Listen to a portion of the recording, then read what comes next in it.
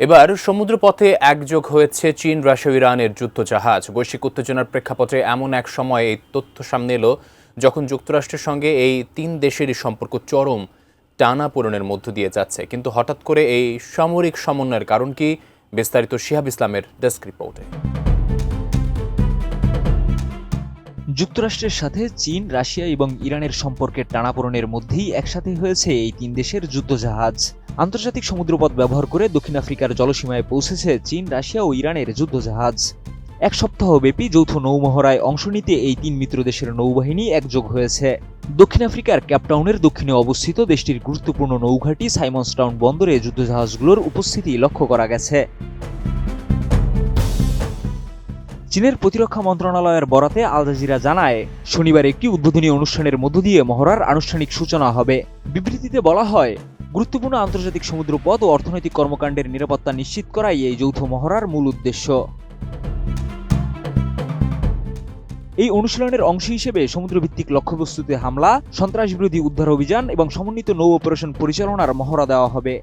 দক্ষিণ আফ্রিকার প্রতিরক্ষা বাহিনী জানিয়েছে, এর মাধ্যমে অংশগ্রহণকারী দেশগুলোর নৌবাহিনীর মধ্যে অভিজ্ঞতা বিনিময় এবং যৌথ অভিযান পরিচালনার সক্ষমতা বাড়বে। RICL TMX, যুগের পর যুগ স্থাপনা থাকে মজবুত।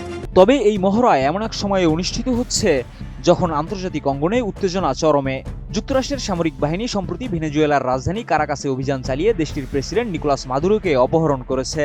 পাশাপাশি আন্তর্জাতিক জলসীমায় ভেনেজুয়েলা সংশ্লিষ্ট একাধিক তেল ট্যাঙ্কার জব্দ করেছে ওয়াশিংটন, যার মধ্যে উত্তর আটলান্টিকে একটি রুশ পতাকাবাহী জাহাজও রয়েছে। যুক্তরাষ্ট্রের দাবি, এসব জাহাজ আন্তর্জাতিক নিষেধাজ্ঞা লঙ্ঘন করছিল। তবে মস্কো এই পদক্ষেপকে আন্তর্জাতিক সামুদ্রিক আইনের সরাসরি লঙ্ঘন বলে অভিহিত করেছে। বিশ্লেষকদের মতে, তেল বাণিজ্য ঘিরে এই উত্তেজনা রাশিয়া ও তার মিত্রদের জন্য বড় কূটনৈতিক ও অর্থনৈতিক চ্যালেঞ্জ তৈরি করেছে। এই প্রেক্ষাপটে চীন, রাশিয়া, ইরানের যৌথ নৌমহড়াকে অনেকেই যুক্তরাষ্ট্রের প্রতি একটি কৌশলগত শক্তি প্রদর্শন হিসেবে দেখছেন। যদিও দক্ষিণ আফ্রিকার উপপ্রতিরক্ষা মন্ত্রী বান্টু হলমিসা বিষয়টিকে নাকচ করে বলেন, বর্তমান আন্তর্জাতিক উত্তেজনার অনেক আগেই এই মহড়া পরিকল্পনা করা হয়েছিল এবং এটি কোনো নির্দিষ্ট দেশের বিরুদ্ধে নয়। তিনি আরও বলেন, যুক্তরাষ্ট্রের সঙ্গে কারো সমস্যা হলেই আমাদের আতঙ্কিত হওয়ার কারণ নেই, তারা আমাদের শত্রু নয়।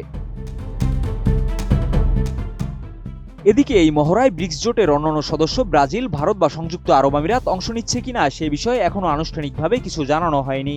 বিশ্লেষকদের মতে, বিশ্ব রাজনীতিতে শক্তির ভারসাম্য নতুন করে বিন্যাসের ইঙ্গিত দিচ্ছে এই যৌথ নৌমহড়া। সামুদ্রিক নিরাপত্তার আড়ালে বৈশ্বিক ভূরাজনীতির বার্তা দিচ্ছে চীন, রাশিয়া ও ইরান। শিহাব ইসলাম, ATN নিউজ।